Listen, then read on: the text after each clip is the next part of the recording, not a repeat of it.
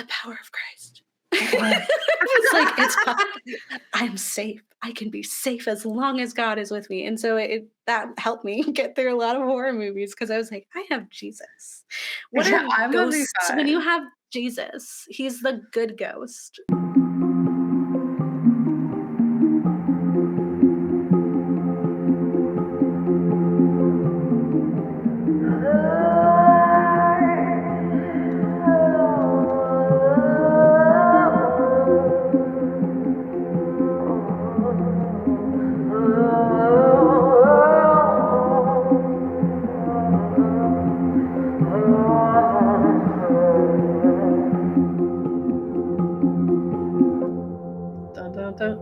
Hi, I'm Kat. And I'm Gabe. And we're the Ghouls Next Door. That's spooky stuff. For the first time in like a minute. Did you miss me? Yeah, it's been people. Yeah, internet. Whisper into your phone. Yeah. And the ghosts will give us the message. Aw, we miss you too. Thank you. Yeah. Thank you for ending me right then. Yeah. You got it. That's how it works here. Welcome to Spooky Month here on the Ghouls. It is officially October, which means we got a lot going on. We got a lot happening. It's a fever dream filled with scary stuff and fun. So, you excited? Yeah. Every spooky girl's dream. Yeah. And for the month of October and November, the ghouls are haunted. Mm-hmm. Ooh, spooky. By student loan debt. No. Yeah. Yeah, that was pretty valid. No, we're haunted by a variety of things, from houses to people to towns to prisons to the internet. If it can be haunted, it is haunted. And we're gonna go look at it and we're gonna poke it and be like, what's up with that? Why are you like that, friend? Why are you what haunts you? Tell us. Just stop. Stop. If you feel like haunting, maybe don't. Yeah, just don't stop haunt. Feeling that way. Yeah. So today we're actually going to be talking about haunted homes, haunted houses. We have covered haunted houses before on our lovely podcast. We've covered haunted things on our podcast because this is a horror podcast. We're 200 It's hard to not. Yeah, it's inevitable. We're retreading. And we've also covered... we're going to be talking about Rose Red, and we've also covered Rose Red before, but that was a throwaway episode that I'm pretty sure only my mom listened to. Mm-hmm. And so it doesn't count. Yeah. We could do whatever we want. Yeah. I don't even remember it, so I'm going to say it wasn't real. Well, our haunted house episode was where we ventured into our basement. I do remember that episode. And Kat was possessed. Cacophonous laughing. Yes. Yes. When I was learning how to edit audio. And you killed it. It was fantastic. Thank you. It goes on a little too long. It goes on a little too long than it should. But it was cool. And I subjected anyone who looked at me too long. I was like, you need to listen to this because I'm an audio genius. Yeah. And they're like, okay. They're like, sure, Gabe. Listen to this art. So, what do you mean? Your life is not complete. Your life is not haunted enough until you hear this. And now I do that for a living. So that's a success story right there. I started in our basement in a very awful apartment. And now I'm here doing sound design for a horror audio drama show, Black Women Are Scary. So check that out and see the growth. Listen to episode 14. It's crazy that I remember the number of that episode. Episode 14, Haunted Houses, which is about it's haunting me. Yeah. It is a Haunting of Connecticut episode, which is actually, I think we had a very good discussion about haunting in Connecticut. And it was the start of our dislike for Ed and Lorraine Warren. And and just like a start to us being pretty serious too, because we also covered exorcisms during that time, and I remember us being like, we have to be intentional because these are real people and this is not just for funsies. So even though it was like episode 14, we were trying to be pretty good and respectable. Babies us, just being like still thoughtful for the most part. We tried. Mm-hmm. The thought was still there and has continued to grow since that moment, just like your audio design skills. Yes. And like I said, we've covered Rose Red, which, if you are unfamiliar, is a TV miniseries that is written by Stephen King. It was original screenplay written by Stephen King, not a book turned movie. He wrote it for the screen, and then it was for the screen. And you would have listened to us talk about it, I think it was 20. So 20 or 50, 20. And we talked about Kat's favorite things, and then we talked about my favorite things, I believe, and it was First Fears, and it was for you, The Ring. Yeah. And for me, I had the diary Rose Red. Entry. Yeah. No diary entry. And so if you missed that, absolutely fine. You probably shouldn't listen to it. But First Fears, Rose Red, when I first watched it, I got it at Blockbuster because we're old. And it was 2 VHS tapes. And I was afraid of everything at that point in my life. I was not a horror buff. It was not the thing I liked. My family loved horror, and they loved harassing me about horror, but I was terrified of everything. And we watched Peter Pan 2. That was my movie. And then everyone fell asleep. And I was like, well, I got to put on their movie now. So I put on Rose Red, and it terrified me. Right. I was like, they're going to wake up. They're going to be like, why isn't my movie on? And so I put on Rose Red, and it was absolutely terrifying to me.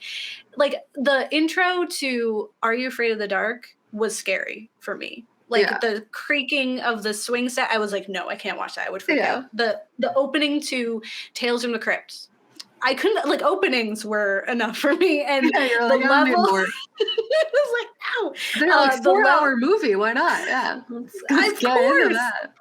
Yes. And so the effects are equal to Tales from the Crypt as far as like the graphics and everything.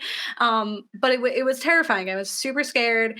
But I was, I don't know, traumatizing myself. So when the first tape ended, I was like, well, I gotta know, like, what happens. You gotta keep going. So I put in the second tape. To the same, like, that's what changed my whole life. Like, I would not be here.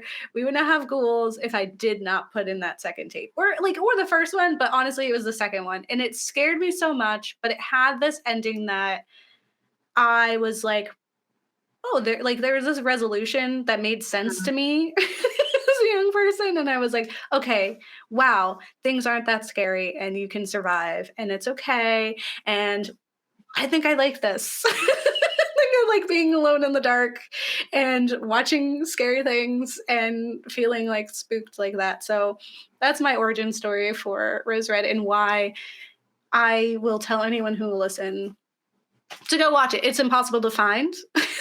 I found it on archive.org, but you can buy the 2 VHS tapes for $3.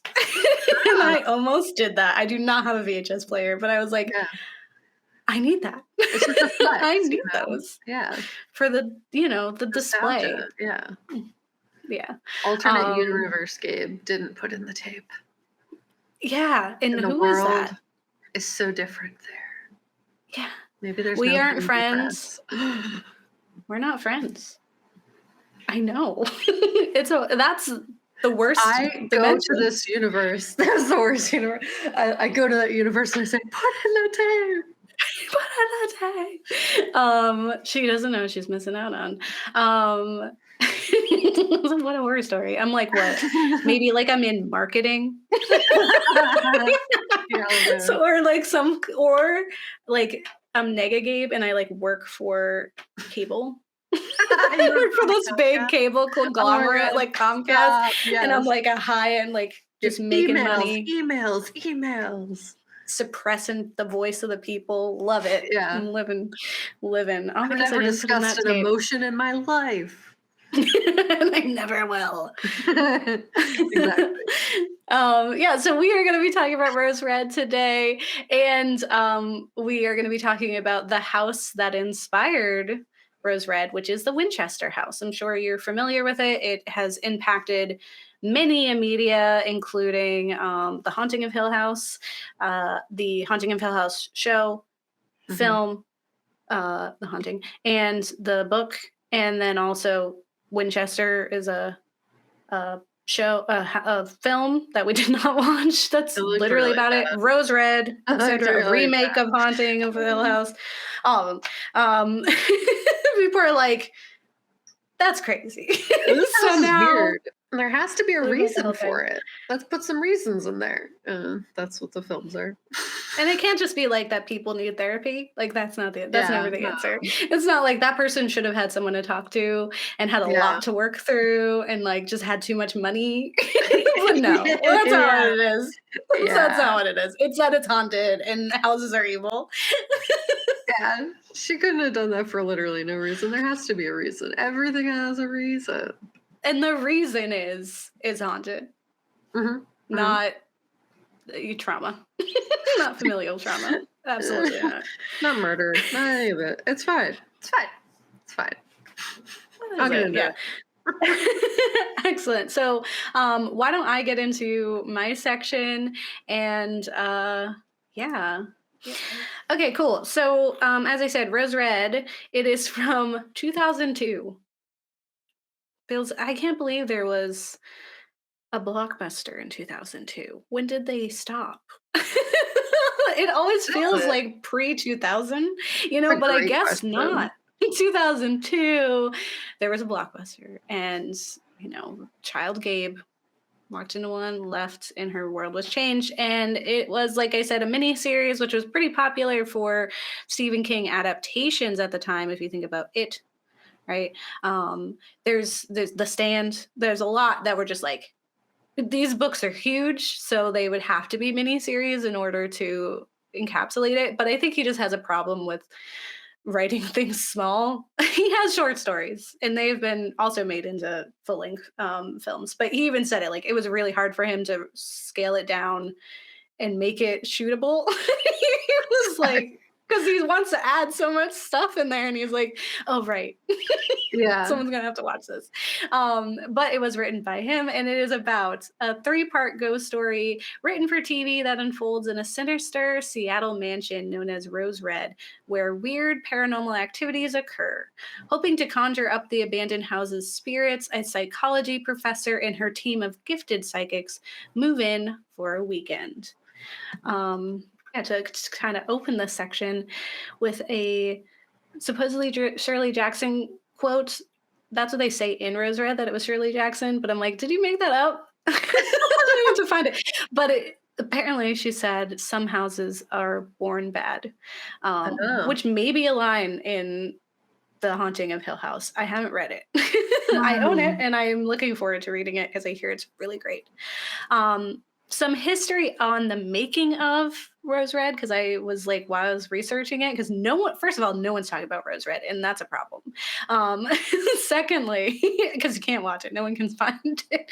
I found like the only thing people were talking about was the making of mostly, and then a little bit about Winchester House. And so Stephen King and Steven Spielberg, you guys remember them, still around doing stuff, were actually set to work together on a remake of The Haunting, which is based on The Haunting of Hill House by Shirley Jackson. They're going to team up together, Dream Team Stevens, and they had some creative differences, as as two very strong-minded, creative men are to do, with lots of power. So they didn't make their planned film, and instead they split ways. And so Spielberg made his own remake of The Haunting, while King made Rose Red. And the film is still very clearly an homage to Jackson, because like there's a lot of similarities, which I'll definitely go through. But The Haunting of Hill House is about a team of investigators and psychics who go to a famous haunted house to either prove or discredit its status. Mm-hmm. So both feature a special and secluded woman as our protagonist.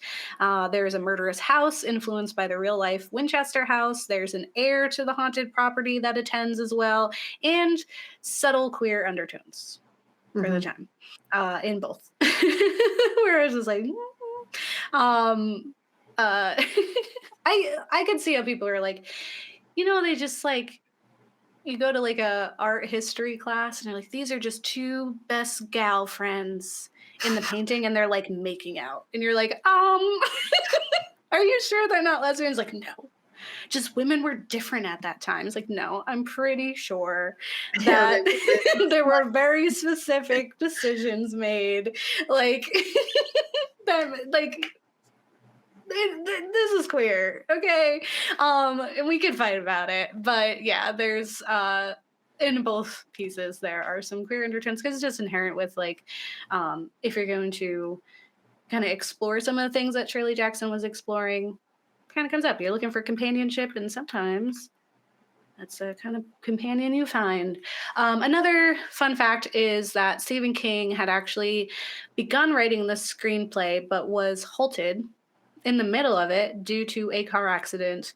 And we explained in our episode about Stephen King that he had been hit by a van and that he had nearly died, and that this incident changed him. Like, it resulted in him getting clean and like focusing on his life and writing and family, and it was just totally earth-shattering for him. And he was kind of like on this like fast lane to like who knows where he would have been if this didn't happen kind of thing.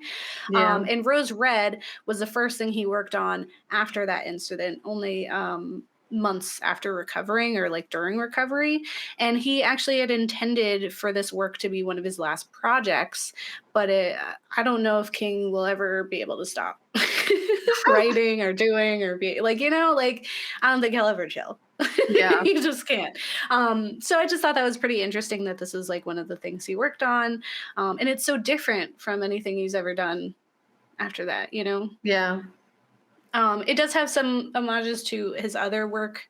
There are characters who have similar names or like last names. There's references. And then there's, even the characters can be compared to some other ones. So I'll talk about that as well. But here's some history about the House of Rose Red. So the whole thing is that there's a team of psychics, they're a ragtag group of psychics gathered together by this really passionate psychology professor who wants to open up this house. And so Rose Red was built in 1906 by a wealthy oilman named John Rimbauer for his wife, Ellen. And Rimbauer used much of his wealth to build the mansion on 40 acres of woodland in the heart of Seattle on the site of an indigenous burial ground, because that's how classic King works are. The house was rumored to be cursed. Yeah, there's a lot. There's going to be a lot. The house was rumored to be cursed the moment that it began being built. Construction workers died, business partners committed suicide, tour attendees went missing. Like, it is always just murdering or abducting. And Professor Reardon, who is the psychology professor who starts this, explains that the house treats men and women differently. While women end up missing in Rose Red, men end up dead. And given that Rose Red is Ellen's to its core, this misandrous approach to its guests makes sense. Ellen has good reason to not like men. She was married to a terrible one. So actually, like, while traveling through Africa, a truly Lovecraftian tale of white people in Africa touching things they shouldn't, Ellen contracts an STD from her husband, which nearly kills her. He keeps up the behavior even when they return home, despite the impact it had on his wife. She is like on the deathbed. Wow. And he's just like, whatever. Ellen gives birth to 2 children, a son, Adam, for he is the first, and later a daughter born in April and named such. April is born with a withered arm, and that is most likely a result of Ellen's previous illness, and by extension, due to her father's infidelities, right? Mm. Ellen brings back with them Sukina, which is who is a woman from Africa that had helped nurse Ellen back to health, was the only person who cared for her. And Ellen and Sukina's relationship is never that of servant, estate owner, any like she's not the help in that way. And at first, there's Ellen refers to her as a friend, and later Ellen refers to her as a sister. Though Mm. I think the relationship seems more intimate than that, and in what they explain, just kind of like in the way that they treat each other and their reactions, the way they're colluding, just always felt a bit more intimate. And especially if Ellen is so neglected and alone, like just makes sense that you would find connection in that way. To the point where like there's spoilers, they work together to murder Ellen's husband, John. And Nice. when Sakina is brought in for questioning regarding April's disappearance, the daughter, Ellen is absolutely distraught. And it's not like yeah, you would be very upset with your friend, but she's like losing it. Yeah. Like, and the relationship and its queer undertones reminds me a lot of Eleanor or Nell from The Haunting of Hill House, and Theodora or Theo, who is one of the occupants during that time. The two Hmm. women became friends, but in reading it and watching it on the screen, Nell's fascination and obsession with Theo can be understood as a sexual attraction and potentially love. Again, coming from this loneliness and need for companionship that seems to evolve past like just friendship. There's like admiration, and it just goes to a different step, in my Yeah. opinion. Of course, it's not like solidified. All right. Again, my opinion. So there's this psychic exploration that happens in the film. So Dr. Reardon is a part of the psychology department and is intent on awakening the slumbering murderous estate, Rose Red. And to do that, she's assembled a colorful. Yeah, she keeps saying she wants to awaken it. Like, She says it's a dead why? cell because that's what she does. She's obsessed with Rose Red. But it's like it's a murder house. Why you want people to be murdered? I don't know. Because then she's right. Then she's right. Because then Sure. psychic stuff works. I don't know. Yeah, I got you. So to awaken this dead cell, she has assembled a colorful group of psychics. They all vary in their abilities since we don't quite know what the house will find yummy enough to awaken. The team features what is called a touch know, played by Emily Deschanel, where she has the ability to see things when she touches someone. And she's also a psychic television show host, which Oh, is kind of fun. There's a precog, an older man who can see into the future. The insufferable Emery is a postcog with the ability to see the past, which is actually pretty helpful when we don't know who's died yet. He's yeah. like, that person's dead. I saw them and they're dead now. There's the automatic writer, and one of the guys like refers to her as a Ouija board, essentially, where spirits and people can use her to voice their thoughts. And there's also a telepath with remote viewing capabilities. So whole like span. Like I didn't know there was that many different Kinds of like. psychics. Yeah. Who knew?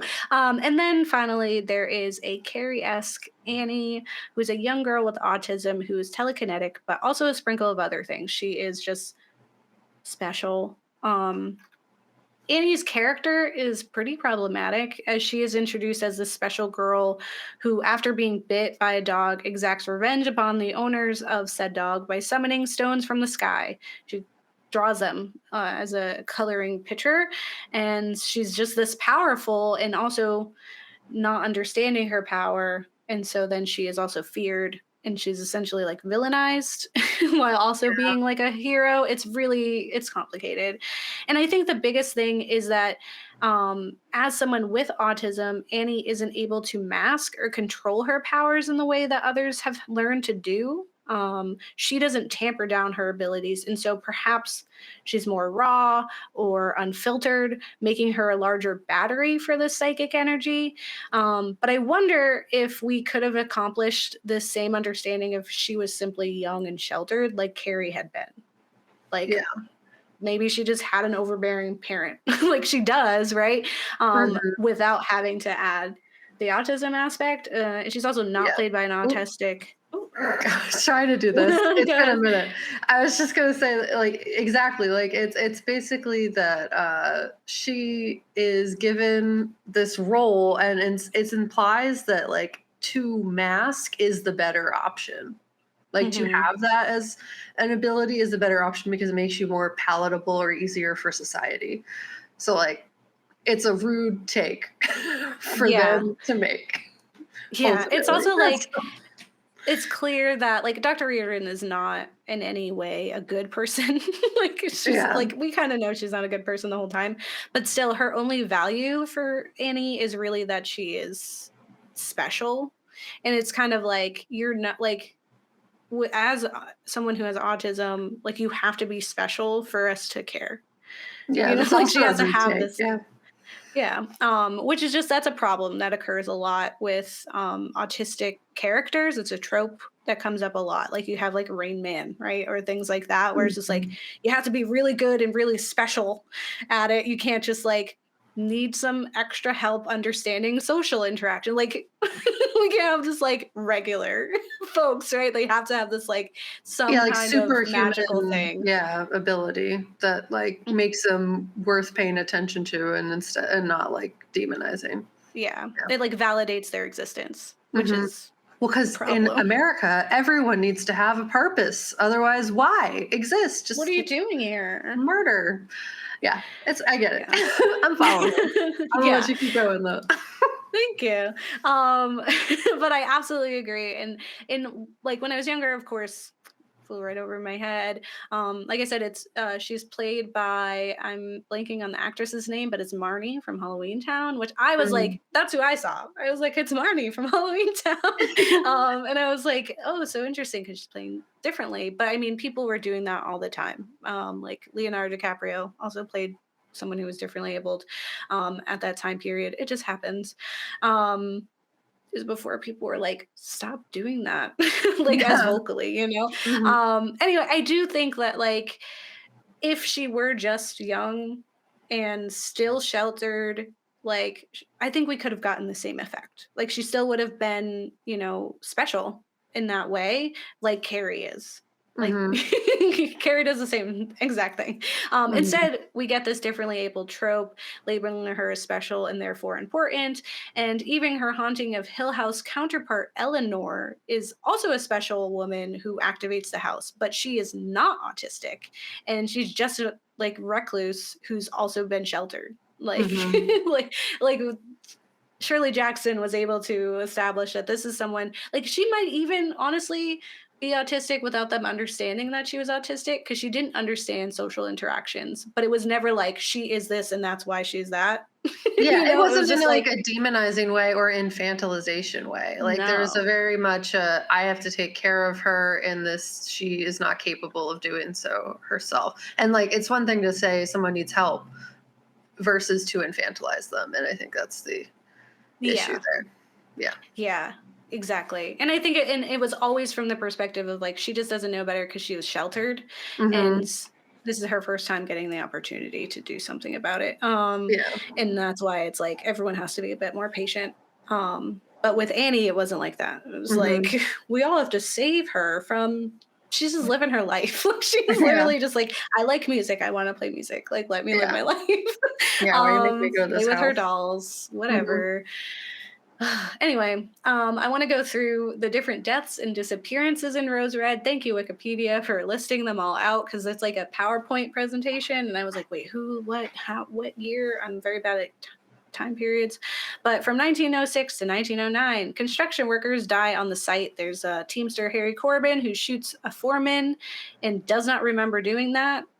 One worker is decapitated by falling glass, one choked on a piece of apple, one falls off scaffolding and breaks his neck. Mm. So, in the making of, it's messed up. March 13th, 1909, Rose Red claims its first victim to feed of their life force. Connie Fomanter vanishes while admiring a globe in the West Wing Library. She is never seen again, despite numerous searches. So, that's a woman, she disappears. Versus all the deaths, right? September 23rd, 1909, Laura, the housemaid, vanishes. May 21st, Delora vanishes. I don't even know who Delora is. It just says Delora. 1911 or 1912, not sure. Another housemaid, Gail, vanishes. Just absorbing ladies. John Rimauer, terrible man, fires his business partner, Douglas Posey, in November 1914. Um, they kind of brush it off saying like he just wanted all the money for himself and so he like dismissed him, but then the film insinuates that he was gay. It doesn't really, it's pretty much just says that he is gay, which could have also contributed to his firing. Otherwise, I don't understand why they went on this whole tirade about him being gay, because they just wanted to like make jokes about it. Like one guy goes, oh, he likes chaps in chaps. Yeah. Because he was a cowboy. And then they were like, was he a wrangler or a brander? And like, it's like all these, it's just all this like go like back and forth. And I was like, but what is the relevance? Like, unless you're telling me that John fired him because he was gay, which is like, I get that, because that would be something the jerk John would do. Otherwise, you're just poking fun for why. Again, a little Stephen King for you. In 1915, as revenge, Douglas Posey hangs himself in a suicide in front of the Rimauer children in the downstairs parlor. And soon after that, April stops talking and Adam is sent off to boarding school. So he got his revenge. February 17, 1917, Rose Red grows jealous of Ellen's relationship with her young daughter April, and the child vanishes in the kitchen, is never seen again. Over 50 people are looking through the house, and they take Sukina and accuse her of being the cause of this disappearance, and question her for her murder that they assume is a murder, and she loses like fingers and has a black eye and is horribly abused because she's a black woman in 1917, and a little white girl went missing. In March 9th, 1918, John's drinking buddy George Meter dies from an allergic reaction to a bee sting in the solarium. Spoilers, in 1923, John is pushed from the tower by Ellen and Sukina, who make it look like a suicide. That one was not the house. It's just finally. January 15th, 1946. I'm going through all these so you can see how murderous this house is. Rose Red feels threatened by the glamorous movie star and good friend of Ellen, Deanna Petrie, and the woman vanishes in the billiards room during one of Ellen's yearly parties. Does this also inspire the game Clue? It does feel that way. Like she's in the billiards room with and she's like a movie star. That scene definitely feels like that. A little like Mrs. Peacock or Mrs. White or what have you. The only thing found of Deanna is one of her earrings, and after her disappearance, the parties are called off for good. And January 15th, 1950, Rose Red finally claims its most desired victim. Ellen herself vanishes while in the perspective hallway. There's like weird rooms. And last seen by a maid who wished her good evening. In 1960s, there's a team of scientists investigating Rose Red. They conclude that hauntings and screams are caused by water running through old drainage pipes. Sure. Head investigator Max Bernstein goes missing, never to be seen again. So that was just the drainage pipes. I don't know. 1972, Liza Albert vanishes after straying from her tour group and is never seen again. The only trace of her is her handbag ripped to bloody shreds. Historical tours of the house are permanently shut down for good. And so it dies. The house can no longer siphon energy and steal wandering women and murder men who probably deserved it. And so it becomes what Reardon refers to as a dead cell. When the people show up, are psychics, it gets reactivated. Like just the thought of them coming, it's like, let's go. I'm ready. I've been waiting to murder. It starts eating people before they even arrive. It's like we have awakened are ghosts. They're walking around and they're gonna murder people. So present day deaths, what the deaths that occur in this film, there's Kevin Bollinger, who is this pesky, disbelieving reporter who becomes trapped in the solarium where he is pulled off screen by an unseen force. He is throughout the film used to lure or harm other characters. He is just like this person who is there to prove that they're crazy, essentially, like the Got you. psychics. And he arrives early, and Sukina opens the door and is like, "We were waiting for you, sir." And he's like, "What? I didn't know there were people here yet." And she's like, "Right this way." And he's an idiot, so he does. There's Pam. The touch no is the first to go because she's pretty blonde. She is lured outside into the garden the first evening they're in the house. And again, men die and women go missing. So she's, as far as I know, not dead. She's just taken by the house. The villainous Dr. Miller and the overbearing Kay Waterman, who's the mother of Emery, end up at the estate and get into an accident. They're both there for different reasons. Miller is looking for Bollinger, who's gone, and Waterman is looking for her son, and they end up like lost and end up dead in different ways. This is 4 hours, okay? It's a long movie. Pam lures Vic, who is the precog, the older man, out to the pond where he believes he finds Pam's dead body. It's not, it's just like an illusion, but the panic results in a heart attack, and he actually tries to get help, but Emery thinks that he's just a figment of his imagination and so does not help, and he dies. Oh no. It's super sad. And he's like, and that he did that like 3 times. There's people who are like, "Help me." Like he hears his own mom like, "Emery," and he's like, "I can't hear you." Emery's the worst. He is the worst character, and he survives. I don't know why. Nick and Kathy. So Nick is, I always forget what he is. He was one of the more boring psychics. Kathy was the writer. They head down a main hall after being attacked by Mrs. Waterman, and the house changes around them, so they end up being lost. And then there's this mysterious shape that's under the carpet and chases them, and they flee. And as the shape is like catching up, Nick puts Kathy into a closet, and then he is just taken. But Kathy is in there, and this was a big scene for me when I was watching it as a young person, because Kathy is religious. She's incredibly religious. And I was also incredibly religious at the time of watching this.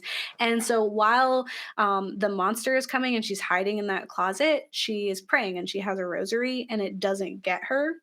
It like passed over her. And I was like, the power of Christ. It's like, I'm safe. I can be safe as long as God is with me. Don't fuck with me! I have the power of God and anime on my side! Wait, and so that helped me get through a lot of horror movies because I was like, I have Jesus. What are ghosts when you have Jesus? He's the good ghost. So my ghost is better than your ghost. And so she survives. And I was like, that's cool. The fact that she survived to the end, I was like, wow. Stephen, Emery, Kathy, Rachel, and Annie. Rachel is Annie's sister. She also goes by sister in the movie. Escape from Rose Red. But Joyce Reardon, the psychology professor, is insane and refuses to leave. Like, she has snapped. And so they get out, and the house is like on fire. It's going crazy. And Joyce is in the house, and she realizes too late that she does actually want to leave, but she's now surrounded by the ghost of Rose Red. So it's Nick, Pam, Vic, Miss Waterman, Dr. Miller, Bollinger, Sukina, Ellen Rimbauer, and Deanna Petrie. And she screams in terror as the film fades to black. So those are all the deaths. Yeah. This is like the longest episode so ever. Many. That's why I just wanted to explain all the deaths. So, just to show you how murderous this house is. Anyway, because she's a villain, like just leave like let it be. Yeah. So I want to exactly. I want to quickly go over some of the connections of Winchester House and the Haunting of Hill House with Rose Red. I won't do too much because Kat is going to talk about Winchester House. But I just wanted to point out some of the similarities a little bit. So, like Sarah Winchester, Ellen Rimbauer is compelled to never stop building her house. That's like the biggest thing, is that the house is always being built. You can't rely on the maps or whatever of the house, the outline. I don't know what the technical term is, the layout, I guess, schematics of this house, because it's always changing. It moves Mhm. around. It's unreliable. For Sarah Winchester, it's not unreliable. It's just that she kept going. For Sarah, she felt she was being haunted by those who died due to the guns her family made. That's one of the Allegedly. allegedly it's one of the theories, because her family or Winchesters, they made guns. And Yeah. she had also been told by a psychic, Ellen Rimbaud had been told by a psychic to build her house. And so she created this house as a maze to distract the spirits, allegedly. Ellen, who was also told by a psychic that she would actually never die if the house was always being worked on. So Mm. she gets to live forever as long as the house lives forever. Both women, having too much money and time and paranoia, as well as lack of therapy, were able to create interesting architectural designs. So Sarah created some accessible features to cater to her arthritis, while Ellen made some interesting funhouse type features, such as an upside down room. So not quite as good. However, we do learn in the film that it was actually Sukina that had designed the perplexing halls. Like, she did a lot of the Mm. cool rooms, which I was like, that's dope. She needs more screen time. Yeah. Anyway, I find the most interesting and eerie part of Rose Red is that the house itself is the villain. It is a perplexing architectural nightmare that feeds off the energies and lives of its inhabitants, and it plays with them, manipulating them and taking them when it pleases, like a cat toying with its prey. And the house is as much a character, unreliable and sinister as anyone else in here. And for all the folly of King and all the things I can complain about when it comes to his tropes and problematic things, I will say that King is always talented at writing environments as characters. Um, I can write an entire thesis on how Pennywise isn't the villain of it, but rather the whole town of Derry is. That is the Mhm. villain. And that's what he's trying to say, I think. For King, Rose Red is an extension of Ellen. Her illness, her loneliness, her pain made manifest in the walls. And in an attempt to trick and cast out her own negative spirits, Ellen too ends up lost in its walls. It eats her. And there's this line in the middle of the film, because it's made for TV, so there's these like cut to black dramatic episode fades, and when we come Yeah. back on episode 3 or something, Ellen Rimbauer is saying this essentially over the scene, like the footage of the house, and she says, a house is a place of shelter. It is the body we put on top of our bodies. As our bodies grow old, so do our houses. As our bodies may sicken, so do our houses. And what of madness? If mad people live within, doesn't this madness creep into the rooms and walls and corridors and very boards? Don't we sometimes sense that madness reaching out to us? Isn't that a large part of why we mean what we mean when we say a place is unquiet, festered up with spirits? We say haunted, but what we mean is that the house has gone insane. I was like, dang, Ellen. dang, Ellen. Mhm. Um, so Jackson's novel too showcases the house as a villain, a mastermind of evil. Horror writer Sarah Lotz has said of the novel, is Eleanor the victim? Is she behind the haunting? Or is it all in her own mind? To me, the best haunted house narratives are never just about the dead. They're about the living and the psychological. In Hill House, the real horror comes from the tragedy that Eleanor thinks she is escaping her stultifying family situation, but can't escape her own mind. Um, That's and real. again, this is all just like, this is hurt. She was so hurt. Like, Ellen is all kinds of tangled up. The novel opens with a truly haunting passage about the house that is obviously what inspired Ellen to be saying the words that she did. And they say, no live organism can continue for long to exist sanely under conditions of absolute reality. Even larks and katydids are supposed by some to dream. Hill House, not sane, stood by itself against the hills, holding darkness within. It had stood so for 80 years and might stand for 80 more. Within, walls continued upright, bricks met neatly, floors were firm, and doors were sensibly shut. Silence lay steadily against the wood and stone of Hill House, and whatever walked there walked alone. Um, Considering how Jackson felt about how she felt neglected by her husband, and we did a whole episode on Shirley Jackson and how really honestly sad her life was and how absolutely lonely and just secluded she was and just Mm-hmm. misunderstood. You can kind of get into that mind space of where she was when she was writing Hill House. And she actually wrote her husband a letter that ended, "You once wrote me a letter telling me that I would never be lonely again. I think that was the most dreadful lie you ever told me." So we can see how the loneliness she felt seeped into the pages of her book. And King, too, is skilled at writing loneliness and isolation as much as he is about making environments people.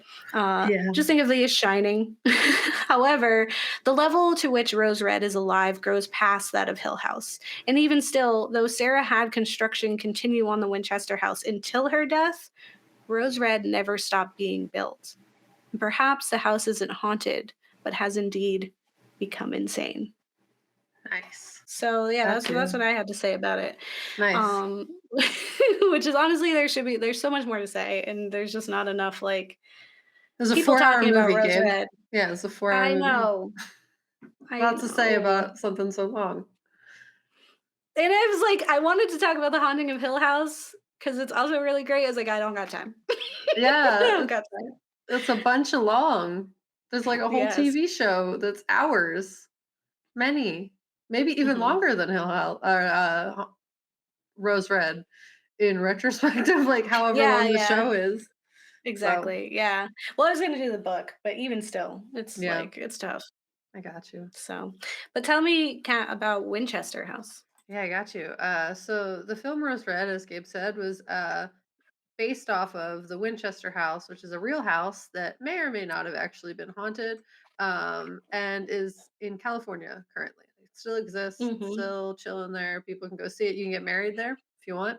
Um, uh, but I don't know if it's haunted. So the story goes as follows: Sarah Winchester, married to William Wirt Winchester in 1862, gets struck down by tragedy when her only child, Annie, died in infancy in 1866. Hmm. As the years passed, William became the owner of Winchester Repeating Arms Company, which happened in 1880. But then the next year, he died from tuberculosis. And Sarah, Okay. as like in response to his death, took the position of like the head of the company. But she essentially got Mhm. edged out by her brother-in-law, and as a result, moved very far away from where they were because they were in like New Haven, Connecticut. Um, Mhm. and she moved west after inheriting a massive fortune. So Sarah moved to the place where the Winchester Rifle made the most damage and impact. With that $20 million inheritance, she bought a house and began seemingly endless construction in a nonsensical and chaotic fashion through some of it. So just some fun facts about the mansion. The Winchester Mansion stretches across 24,000 square feet with 160 rooms, 10,000 windows, 2,000 doors, Jeez. 52 skylights, 47 stairways and fireplaces, 17 chimneys, 13 bathrooms, and 6 kitchens. She didn't get that many. And who lives there? Like just her. Like what? I don't know, man. But from 1886 to 1922, Sarah commissioned construction almost consistently with no blueprint and seemingly like no, Blueprint. yeah, That's the no word. blueprint. Yeah, no blueprint and seemingly no plan. Mhm. The original house, as I said, was an 8-room farmhouse that expanded exponentially. First, Sarah built up creating about 7 stories. But following an earthquake in 1906, 3 stories had collapsed down onto the rest of the house, damaging a lot of it and its structure, and ended up trapping Sarah in the attic of the mansion for a period of Oh my time. God, she wasn't messed up enough. Yeah, so that was traumatic for sure. And they actually discovered the attic recently. Like it was recently that they discovered the attic where she was trapped, that it was hidden Mm. on one of the stairways that go to nowhere. Um, so after that, Sarah built out instead of up, as there are a result of. People say it's a trick ghost. I think it's because half the house fell, so they instead Mhm. of just building a whole new house now, they just put stuff on top of it. They like put caps on the stairways because there's the house that the stairs went to no longer exists. Mhm. The doors So it goes to probably went to nowhere. different sections of the house, but now those rooms don't exist because they fell off the house in the earthquake. So now they just go to the yard, like you just walk off the roof and you're on the floor now. Um, but yeah, so essentially she built out instead of up now. And the result of this is stairs that go to nowhere, chimneys that don't go outside, balconies on the inside, rooms built inside of rooms, and doors with nothing behind them. Um, yeah, It's wild. it's really wild. And the house was built at a price tag of $5 million in 1923, or 71 million today. Mm. Um, some neat That's actually features. less than I thought. Yeah, it's a little bit less for sure. I don't think she could have solved all of society's problems, but I do have some opinions about the way she spent her money. Um, so there's just some neat features in the house, which I thought were cool, and like are pretty inventive, and probably could be used to help people. So there were cornerless steps in rooms that made dusting unnecessary. So it was a giant house. You don't want to have to dust it all the time. So she invented this thing where you put little corners in there to block the dust from getting caught. And I thought that was pretty cool. Yeah, they Um, didn't have Roombas. yes, they did not have Roombas. And she has so many steps. How is the Roomba going to survive all the That's steps? true. So and also, she made tiny steps to accommodate her arthritis. So, like steps that were really small and close together, and then only had really like small, like inch or two high steps so that she could Mm. go up steps easier without having to like Mhm. impact her arthritis. She also made a unique kind of shower that would accommodate that, and some other features that were just interesting other than like the accessibility features that I just thought were cool. She had a seance room, Ooh. which is just like, I think that in a way also contributed to the lore of But the that was guild also hip. time. That was in vogue at the Yeah, time, in vogue having at the time. And seances. she was with much money, so she has to be in vogue, She has to Mhm. be real fashionable. Uh but another fun thing is that in the seance room, there's like a closet that leads to like a 7-foot drop into the kitchen. It was something like that. That you're like, what? And then there's just a bunch of other closets that are secretly and cabinets that are like secretly doors to other rooms. So it was Mhm. also pretty neat. So I Yeah. found an article on grunge.com titled The Untold Truths of the Winchester Mystery House. And they had some things to say about what the seance room was, and also like the kind of like the mystery behind it and the theories surrounding like what actually happened in there. So the seance room, or the blue room, only had one entrance but 3 exits, including a door that leads to a 10-foot drop. I was wrong. A 10-foot drop into the kitchen, and another that opens up into a small sink. Okay. According to popular lore, Sarah Winchester retreated to the room every night between midnight and 2 a.m., and no one Word. else was allowed in. What went on in there, no one was sure, but everyone had a story. According to one tale, Winchester went there to commune with spirits and learn what they wanted her workmen to build the next day. Others say she was reaching out to those who had met the grisly end at the barrel of the Winchester Rifle, while still others say she spent just time talking to her husband. The research done by Anna Lee Newitz suggests something totally different, that perhaps Winchester was really just using those hours to spy on her help with a series of hidden windows. There's also a possibility that Winchester believed in spirits and used her time to figure out how to invite the good spirits in and keep the bad ones out. But decades later, no one really knows what went wrong, what went on in that room for 2 hours every night. So it's still a mystery, but it is interesting. So why did Sarah build this house, this giant crazy house? The lore states that's because of the mass loss of life associated with the Winchester rifle, and that the Winchester family became cursed because of the intense number of lives lost to them. The belief of the public in response to these actions of the widowed Sarah Winchester was that Sarah believed the curse is what took her child and her husband and would eventually take her as well. After moving west, Sarah purchased land and property and built this chaotic maze and filled with interesting architecture as a way to confuse and escape from the many ghosts that haunted her, and to escape from the guilt she felt associated with the loss of life from the Winchester rifle. So, why is the Winchester rifle important? Um, it was the first of its kind, I believe. I don't know a ton about guns, but the Google Mhm. told me that the Winchester rifle was an improvised or an improvement upon the Henry rifle, as it could shoot multiple shots before having to be reloaded, which was a big deal because before you had to like reload after every shot, or Mhm. it would just take a really long time to reload in between, and it would be dangerous if you were in war or Mhm. Now you're vulnerable. genociding, to have Mhm. the option of someone attacking you. So these rifles were very useful for the time in expanding west, and was considered the gun that won the West. And it's also considered like the thing that guaranteed American expansion west, as well as the mass murder of indigenous populations in the process. Um, Mhm. it did a lot of damage, specifically in the American Indian War, as well as just like colonization. Yeah. So It's fitting that Rose Red was on an indigenous burial ground then. yes, in that Mhm. way, yes. Yes.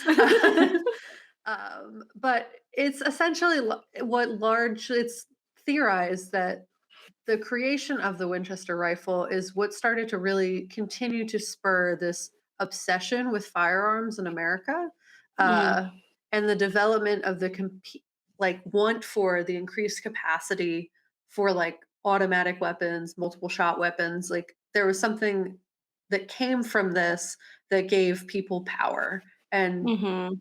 spurred capitalism in a way that allowed for this woman to build a $72 million house. And people liked it. They liked the guns. Mhm. And as we know, we're in 2022 and they still do. They still like the guns.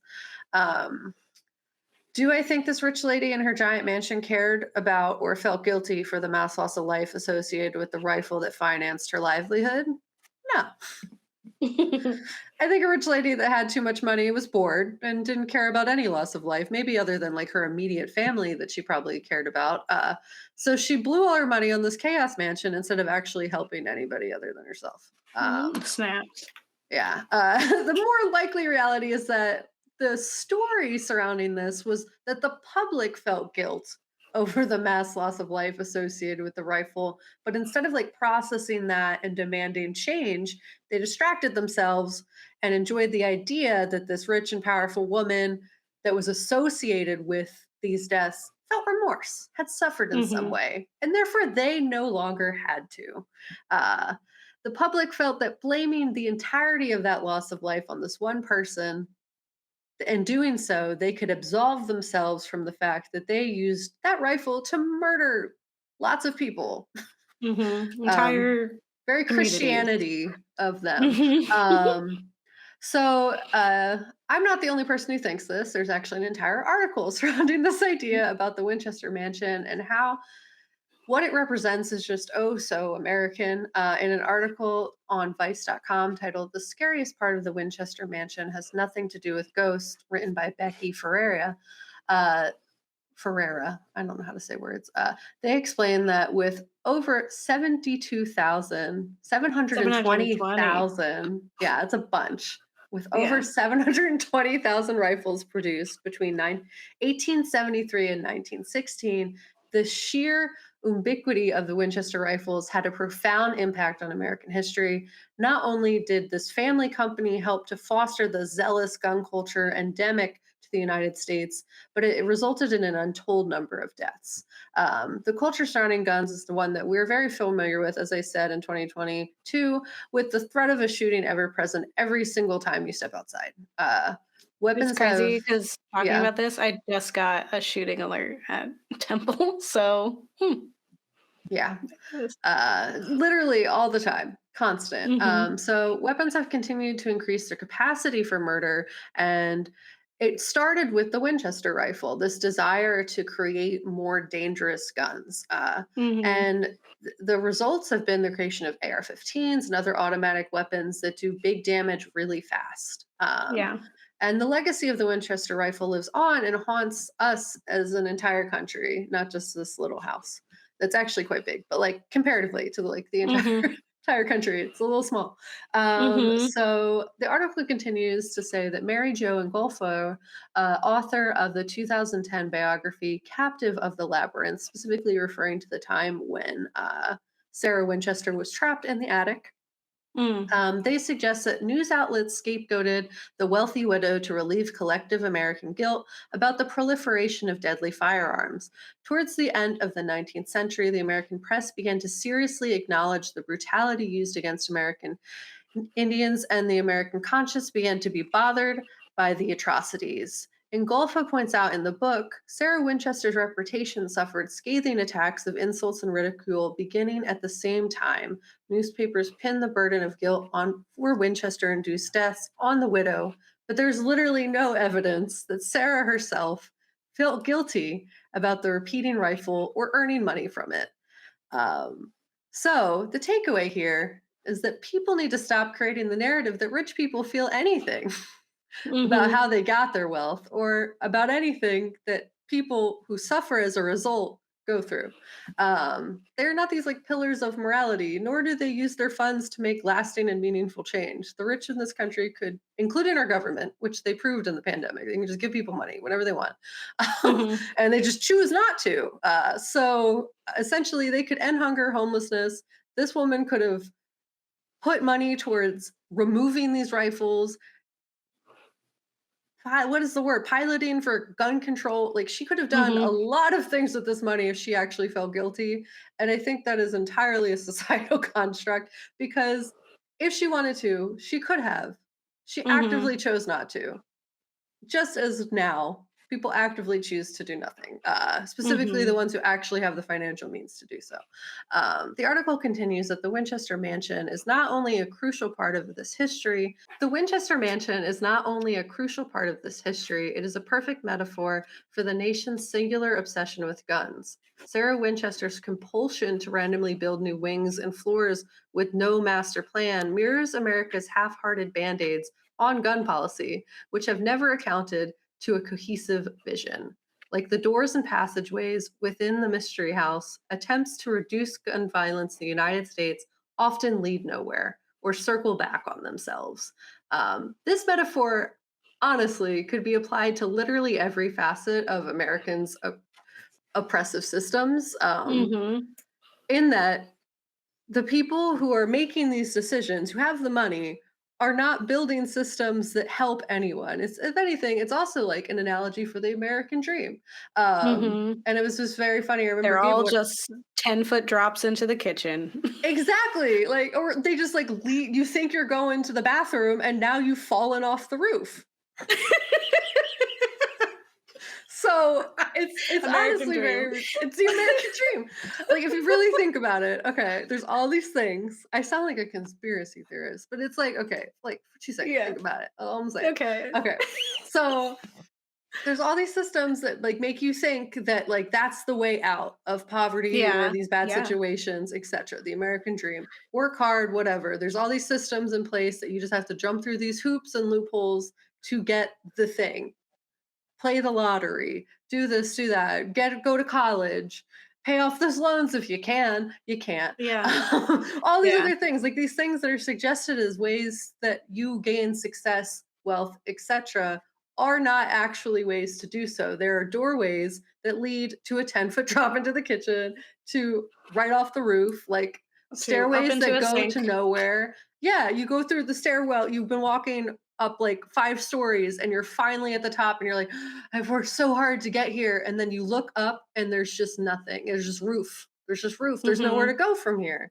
So I was like, I was talking to you, Gabe, when I was watching the documentary about it. And it was like, this guy was like, this house is a perfect representation of America and all of its possibilities. And I'm like, sir, you have just missed the entire point. Yeah. This house is about the lack of like, imagine if this woman, not that it's her in alone responsibility to solve all the world's problems, but like imagine if she just tried, like a little, Yeah. Even even still, try. The things she just could have host a done. banquet in her magical house that does House something. homeless people. Yeah. People. Why do you have 6 You have kitchens? giant house. Why do you need 6 kitchens? Use those kitchens to feed people. I don't know. It's just really wild. Yeah, that's insane. It's like the strikes where Doesn't you're make any like, sense. they just want to see their families, and they're like, we need to get them to stop striking. Then give them what they want. Let them see their families, guys. Like what? Yeah. Why? Ultimately, the house is a perfect metaphor for America if you ever were looking for one. So ultimately, do I think she felt guilty? No. Do I think this house is haunted? No. It just sounds like a lot of people getting really excited over rich people and assuming that they're these pillars of doing things for a good reason. Well, she did it for no reasons because she was bored. She wanted to spend the money because she didn't want her brother-in-law to get it because he stole her company, and she wanted to be petty. Yeah, and That's she's lonely. all it was. She ain't got She nothing made else this to cool do. house nice. But like, She could couldn't she have have done any other hobby. or Yeah. like get rid of it now? Why are we just Yeah. keeping this house? She's dead. Give the house away. Yeah, or like, don't have it be just like a tour place. Can we make the can we house people? Can people live here? Or just knock it down and all start these rooms. fresh. Why we need this house? We don't. There's tons of cool stuff in there. Take the stuff out, put it in a museum, I guess. I don't know. If you like it that much, do something with it. Put all that stained glass in other houses. Why do they need to sit like propelled in this giant house that no one lives in? It's stupid. That's how I feel. Yeah. I agree. And yeah, it's not haunted. No one's died there except for her. Yeah. I will say in Riz Red, Steve, who is the only living relative of the Rimbauers and like inheriting this house, after the psychic time, he had planned to demolish Rose Red. He's gonna flatten it. And Doctor the psychology professor, Dr. Reardon, is like, what do you have against this house? And he's like, it eats my relatives. It's like, did you forget that? Like, yeah, like kill the house. It's fine. Everyone is dead. It's done nothing good. Like, it does zero good. Exactly. Like, stop giving this blood money house your money. Don't get married there. Like, go do something else. Knock it down. Burn it down. I don't know. Do something. I didn't say that, for the record. I didn't say that, but also. Just like do something with it. Do something with it. Or stop like waiting for the rich people to fix everything. Because they're not. They could already. They could have done it this whole time. And they're just like, I'm gonna make a penis rocket. Yeah. Go to space. I need to go to space for some reason. Like, stop thinking that they know what they're doing. They do it for a reason. They don't. They're just bored. And we don't murder them, so they're bored. Total aside. Just like cool old-timey architecture things is when you're talking about her spying on her help through the mirror, the windows that are hidden. I went on a bus tour throughout Philadelphia, and in Old City, on the 3rd floors, you can see outside the window, there's these like mirror contraptions, and it's because if you were up at the top floor and someone like rang your bell or knocked on your door, you can just peek out and look at the mirror, and it would reflect what was happening on the ground floor. So if you knew it was worth your time to go all the way downstairs. That's hilarious. So it was like the first ring, Yeah. First like door video system. So funny. Where someone's just like, oh, it's just the mailman. Or, oh, it's just that pesky neighbor. I'm not going to come down. So that was just a fun, like old-timey architecture thing. I was like, that's interesting. Yeah. And like innovative. It to murder. Just hold them accountable. I just didn't want to leave on murder. I don't want to end on murder. You know? Hold them accountable. Sue them. Tell them they're not allowed to have this money. Take their money You're not allowed away. to have this money. You cannot profit off the death of entire communities And also, you and just had too much. Why do you need that races. much? For why? You don't. Like, clearly, you're not doing anything with it. You're making Yeah. fake doors. Fake You're doors that making go nowhere. you're making incomplete chimneys. Like, that just seems toxic. I don't know what you're I Yeah. don't know what you're doing. Rose Red had some cool things where there was like an upside down room or and like places where it was like there was a door, but it wasn't really a door, and like the wall was actually the door. So Hmm. I'm sure that was influenced by that. Yeah. And that stuff was cool, like, and they had this whole thing, but I was just like, but what is this? How, like, this, at least it makes sense that no one's in this house because it's eating people. But, Yeah. like, Winchester House isn't eating anyone. Yeah. It's You doing just nothing. get a It's just little sitting there. lost. You can pay them to get You married trap there. one woman in there, and she deserved it. So, just trap one lady. Exactly. Um, so that is our kickoff for our haunted series. We're going to be doing all kinds of haunted things. We're going to go underwater, Kat's favorite place, next week. Love it. We're going to be talking about sunken cities and haunted houses under the water. And honestly, it's pretty sad. But it's going to be cool. We're Yeah. going to talk about the deep house. So we're going to be going around, maybe leaving our house to do things in October so that we can share I will about some say, haunted places. if you I see me, mean, no, you didn't. But yeah, I'm gonna be outside for a little bit, so that's gonna be exciting. yeah. Also, like Pennsylvania is just haunted. It is just Yeah. full, like where it's old, right? Like Hmm. Pennsylvania here, it was the first, right? Philadelphia is a founding city, so there's a lot of stuff here. There's a Hmm. lot of first. All the There was first a murders first happened public. here. Oh yeah, first public hospital happened here. First volunteer fire department happened here. First military, the Marines happened here. Like For Americans, so yeah. yeah, US yeah, for America. So there's a lot of history, and I am excited to learn a bit more of it. Please share with us your favorite haunted houses. Tell If you us. watched Rose Red, tell me about it. I'm sure you're like, those effects were really cheesy, and I'm like, I don't care. Oh, God. I love seeing the skeletal woman. She's like, "What are you doing, Emery?" And she's like smoking. Like, oh, I can't. It's so bad, and I love it so much. And the songs get sunk in my head. It's beautiful, and yeah. So stay tuned for some really fun and goofy haunted things as Nice. we continue this journey throughout October. Yeah. And don't get married. Delete your kids. Like kids. Yeah. Or they'll get lost in your house. That's Yeah. huge and The unnecessary. house will eat them. Honestly, you all deserve it. If you have a house that's big enough to get eaten in. Yeah. So you have regular stuff. This is my whole argument. Why we need a giant house, we don't. That's the answer.